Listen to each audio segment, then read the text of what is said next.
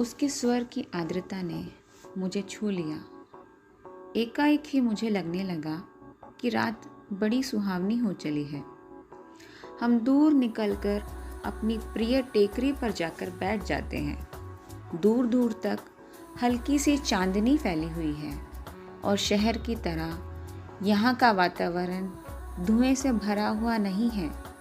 वह दोनों पैर फैलाकर बैठ जाता है और घंटों मुझे अपने ऑफिस के झगड़े की बात सुनाता है और फिर कलकत्ता जाकर साथ जीवन बिताने की योजनाएं बनाता है। मैं कुछ नहीं बोलती, बस एक टक उसे देखती रहती हूँ। जब वह चुप हो जाता है तो मैं बोलती हूँ, मुझे तो इंटरव्यू में जाते हुए बड़ा डर लगता है। पता नहीं कैसे कैसे सवाल पूछते होंगे। मेरे लिए तो यह पहला ही मौका है। वह खिलखिलाकर हंस पड़ता है। तुम भी एक ही मूर्ख हो, घर से दूर यहाँ कमरा लेकर अकेली रहती हो, रिसर्च कर रही हो, दुनिया भर में घूमती फिरती हो और इंटरव्यू के नाम से डर लगता है, क्यों? और गाल पर हल्की सी चपत जमा देता है। फिर समझाता हुआ कहता है, और देखो, आजकल ये इंटरव्यू आदि तो सब दिखावा मात्र होते हैं। वहाँ किसी जान पहचान वाले से इन्फ्लुएंस डलवाना जाकर। पर कलकत्ता तो मेरे लिए एकदम नई जगह है। वहाँ इराक को छोड़कर मैं किसी को भी नहीं जानती। अब उन लोगों की कोई जान पहचान हो तो बात दूसरी है। असहाय सी मैं कहती हूँ, और किसी को नहीं जानती। फिर मेरे चेहरे पर नजरें गड़ाकर पूछता है, निशीत भी तो वही है ना? होगा, मुझे क्या करना उससे? मैं एकदम ही भन्नाकर जवाब देती हूँ। पता नहीं क्यों मुझे लग ही रहा था कि अब वह यही बात कहेगा। कुछ नहीं करना, वह छेड़ने के लहजे में कहता है, और मैं भभक पड़ती हूँ। देखो संजय, मैं 1000 बार तुमसे कह चुकी हूँ कि उसे लेकर मुझसे मजाक मत किया करो। मैं भभक पड़ती हूँ। देखो संजय, मैं 1000 बार तुमसे कह चुकी हूँ कि उसे लेकर मुझसे मजाक मत किया करो। मुझे इस तरह का मजाक बिल्कुल भी पसंद नहीं है।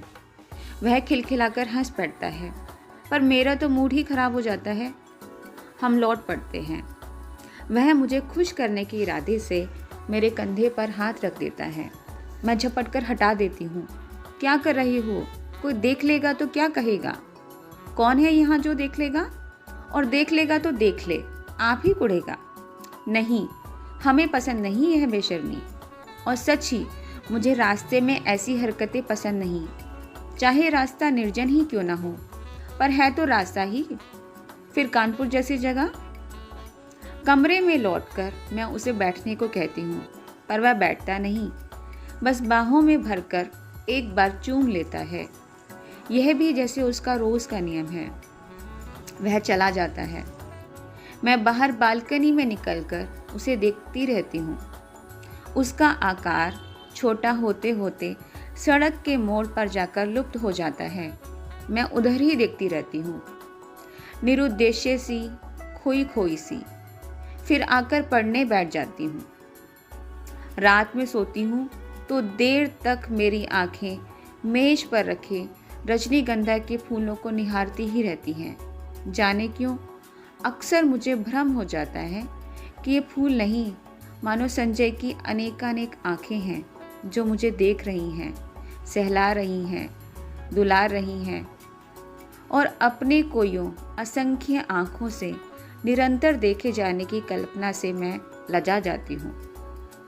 मैंने संजय को भी एक बार ये बात बताई थी तो वह खूब हंसा था, और फिर मेरे गालों को सहलाते हुए उसने कहा था कि मैं पागल हूँ, निरी मूर्खा हूँ। कौन जाने, शायद उसका यह कहना ठीक ही हो, शायद मैं पागल ही हूँ। कानपुर। मैं जानती हूँ संजय का मन निशीत को लेकर जब तब सशंकित हो उठता है, पर मैं उसे कैसे विश्वास दिलाऊं कि मैं निशीत से नफरत करती हूँ। उसकी याद मात्र से मेरा मन घृणा से भर उठता है। फिर 18 वर्ष की आयु में किया हुआ प्यार भी कोई प्यार होता है भला?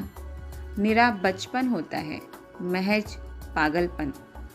उसमें आवेश रहता है पर स्थायित्व नहीं, गति रहती है पर गहराई नहीं। जिस वेग से वह आरंभ होता है, जरा सा झटके लगने पर उसी वेग से टूट भी जाता है। और उसके बाद आहों, आंसुओं और सिसकियों का एक दौर, सारी दुनिया की निस्सारता और आत्महत्या करने की अनेकानेक संकल्प, और फिर एक तीखी घृणा। जैसे ही जीवन को दूसरा आधार मिल जाता है, उन सबको भूलने में एक दिन भी नहीं लगता। फिर तो वह सब ऐसी बेवकूफ़ी लगती है जिस पर बैठकर घंटों हंसने की तबीयत होती है। तब एकाएक ही इस बात का एहसास हो जाता है कि ये सारे आंसू, ये सारी आहें उस प्रेमी के लिए नहीं थी, वरन जीवन की उस रिक्तता और शून्यता के लिए थी जिसने जीवन को नीरस बनाकर बोझिल कर दिया था। तभी तो संजय को पाते ही मैं निशित को भूल गई। मेरे आंसू हंसी में बदल गए और आहों की जगह किलकालियाँ गूंजने लगीं। पर संजय है कि जब तब निशीत की बात को लेकर व्यर्थ ही खिन्न हो उठता है। मेरे कुछ कहने पर वह खिलखिला अवश्य पड़ता है, पर मैं जानती हूँ वह पूर्ण रूप से आश्वस्त नहीं है। उसे कैसे बताऊं कि मेरे प्यार का, मेरी कोमल भावनाओं का, भविष्य की मेरी अनेकानेक योजनाओं का एकमात्र केंद्र संजय ही है। यह बात दूसरी है कि चांदनी रात में किसी निर्जन स्थान में पेड़ तले बैठकर भी मैं अपनी थीसिस की बातें करती हूँ, या वह अपने ऑफिस की, मित्रों की बातें करता है, या हम किसी और विषय पर बात करने लगते हैं। पर इस सब का यह तो मतलब नहीं कि हम प्रेम नहीं करते। वह क्यों नहीं समझता कि आज हमारी भावुकता यथार्थ में बदल गई है। सपनों की जगह हम वास्तविकता में जीते हैं। हमारे प्रेम को परिपक्वता मिल गई है, जिसका आधार पाकर वह जितना अधिक गहरा हो गया, स्थायी हो गया है। पर संजय को कैसे समझाऊं ये सब? कैसे उसे समझाऊं कि निशीथ ने मेरा अपमान किया है, ऐसा अपमान जिसकी कचोट से मैं आज भी तिलमिला जाती हूँ। संबंध तोड़ने से पहले एक बार तो उसने मुझे बताया होता कि आखिर मैंने ऐसा कौन सा अपराध कर डाला था जिसके कारण उसने मुझे इतना कठोर दंड दे डाला। सारी दुनिया की भर्त्सना, तिरस्कार, परिहास और दया का विष मुझे पीना पड़ा। विश्वासघाती, नीच कहीं का। और संजय सोचता है कि आज भी मेरे मन में उसके लिए कोई कोमल स्थान है। छी, मैं उससे नफरत करती हूँ। और सच पूछो तो अपने को भाग्यशालिनी समझती हूँ कि मैं एक ऐसे व्यक्ति के चंगुल में फंसने से बच गई जिसके लिए प्रेम महज एक खिलवाड़ है। संजय, यह तो सोचो, यदि ऐसी कोई बात होती भी तो क्या मैं तुम्हारे आगे, तुम्हारी हर उचित अनुचित चेष्टा के आगे यूँ आत्मसमर्पण करती, तुम्हारे चुंबनों का और आलिंगनों में अपने को बिखरने देती?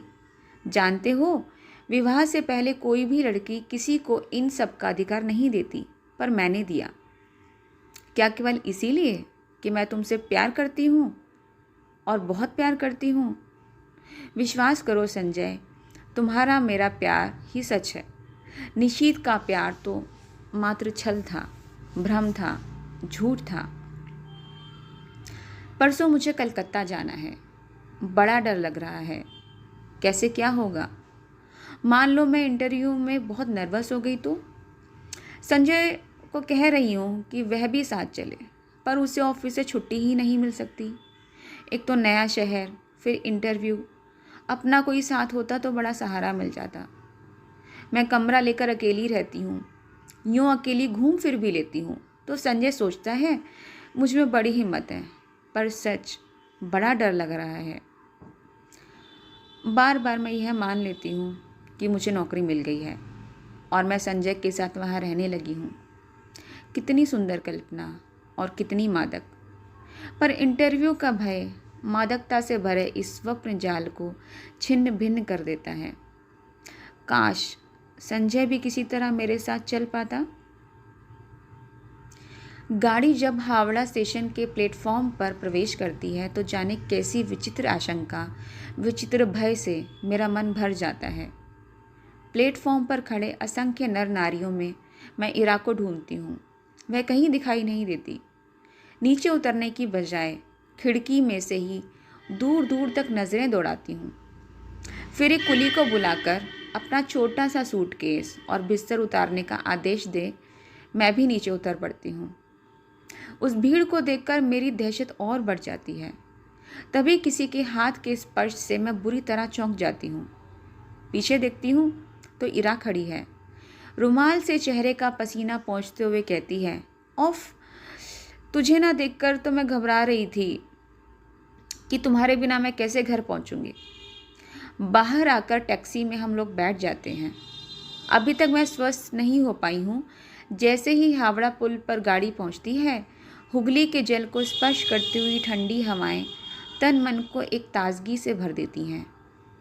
इरा मुझे इस पुल की विशेषता बताती है और मैं विस्मित सी उस पुल को देखती रहती हूँ। दूर दूर तक फैले हुए हुगली के विस्तार को देखती हूँ। उसकी छाती पर खड़ी और विहार करती हुई अनेक नौकाओं को देखती हूँ। बड़े बड़े जहाज़ों को देखती हूँ। उसके बाद बहुत सी भीड़ भरी सड़कों पर हमारी टैक्सी रुकती रुकती चलती है। ऊंची ऊंची इमारतों और चारों ओर के वातावरण से कुछ विचित्र सी विराटता का आभास होता है और इन सब के बीच जैसे मैं अपने को बड़ा खोया खोया सा महसूस करती हूँ। कहाँ पटना और कहाँ कानपुर और कहाँ यह कलकत्ता। मैंने तो आज तक कभी बहुत बड़े शहर देखे ही नहीं। सारी भीड़ को चीरकर हम रेड रोड पर आ जाते हैं। चौड़ी शांत सड़क, मेरे दोनों ओर लंबे चौड़े खुले मैदान। क्यों इरा, कौन कौन लोग होंगे इंटरव्यू में? मुझे तो बड़ा डर लग रहा है। अरे सब ठीक हो जाएगा, तू डर मत। जैसे हम डरे हैं तो कोई बात भी। जिसने अपना सारा करियर अपने आप बनाया वह भला इंटरव्यू से डरे? फिर कुछ देर ठहर कर कहती है, अच्छा भैया भाभी तो पटना ही होंगे, जाती है ना कभी कभी उनके पास। कानपुर आने के बाद तो एक बार ही गई। कभी कभी यूँ पत्र लिख देती हूँ। भाई कमाल के लोग हैं, बहन को भी नहीं निभा सके। मुझे यह प्रसंग कतई पसंद नहीं। मैं नहीं चाहती कि कोई इस विषय पर बात करे। मैं मौन ही रहती हूँ। इरा का छोटा सा घर है, सुंदर ढंग से सजाया हुआ। उसके पति के दौरे पर जाने की बात सुनकर पहले तो मुझे अफसोस हुआ था। वे होते तो कुछ मदद करते। फिर एकाएक लगा उनकी अनुपस्थिति में शायद अधिक स्वतंत्रता का अनुभव कर सकूं। उनका बच्चा भी बड़ा प्यारा है। शाम को इरा मुझे काफ़ी हाउस में ले जाती है। अचानक मुझे वहाँ निशीथ दिखाई देता है। मैं सक पका कर नज़र घुमा लेती हूँ, पर वह हमारी मेज पर ही आ पहुँचता है। विवश होकर मुझे उधर देखना पड़ता है, नमस्कार भी करना पड़ता है, इरा का परिचय भी कराना पड़ता है। इरा पास की कुर्सी पर बैठने का निमंत्रण दे देती है। मुझे लगता है मेरी सांस रुक जाएगी। कब आई? आज सवेरे ही। अभी ठहरोगी? ठहरी कहाँ हो? जवाब इरा देती है। मैं देख रही हूँ निशित बहुत बदल गया है। उसने कवियों की तरह बाल बढ़ा लिए हैं। यह क्या शौक चल रहा है? उसका रंग स्याह पड़ गया है। वह दुबला भी हो गया है। विशेष बातचीत नहीं होती और हम लोग उठ पड़ते हैं। इरा को मुन्नू की चिंता सता रही थी और मैं स्वयं भी घर पहुंचने को उतावली हो रही थी। कॉफ़ी हाउस से धर्मतल्ला तक पैदल चलते हुए वह हमारे साथ आ जाता है। इरा उससे बात करती है मानो वह इरा का ही मित्र हो। इरा को अपना पता देकर वह उससे अगले दिन 9 बजे आने का वायदा करके चला जाता है। पूरे 3 साल बाद निशीथ का यूँ मिलना ना चाह कर भी जैसे सारा अतीत आंखों के सामने खुल जाता है। बहुत दुबला हो गया है निशीथ। लगता है जैसे मन में कहीं कोई गहरी पीड़ा छिपाए बैठा हो। मुझसे अलग होने का दुख तो नहीं साल रहा इसे। कल्पना चाहे कितनी भी मधुर क्यों ना हो, एक तृप्ति युक्त आनंद देने वाली क्यों ना हो, पर मैं जानती हूँ यह झूठ है। यदि ऐसा ही है तो कौन उसे कहने गया था कि तुम इस संबंध को तोड़ दो? उसने अपनी इच्छा से ही तो ये सब किया था।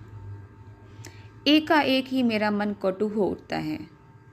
यही तो है वह व्यक्ति जिसने मुझे अपमानित करके सारी दुनिया के सामने छोड़ दिया था, महज उपहास का पात्र बनाकर। ओह, क्यों नहीं मैंने उसे पहचानने से इनकार कर दिया? जब वह मेज के पास आकर खड़ा हुआ तो क्यों नहीं मैंने कह दिया, माफ़ कीजिए, मैं आपको नहीं पहचानती। ज़रा उसका खिसियाना तो देखती। वह कल भी आएगा। मुझे उसे साफ साफ मना कर देना चाहिए कि मैं उसकी सूरत भी नहीं देखना चाहती। मैं उससे नफ़रत करती हूँ। अच्छा है, आए कल। मैं उसे बता दूँगी कि जल्दी ही मैं संजय से विवाह करने वाली हूँ। यह भी बता दूँगी कि मैं पिछला सब भूल चुकी हूँ। यह भी बता दूँगी कि मैं उसे घृणा करती हूँ और ज़िंदगी में उसे कभी माफ़ नहीं कर सकती। यह सब सोचते सोचते जाने क्यों 3 साल हो गए थे, लेकिन अभी भी मेरे मन में यह बात उठ रही थी कि अभी तक निशीथ ने विवाह क्यों नहीं किया।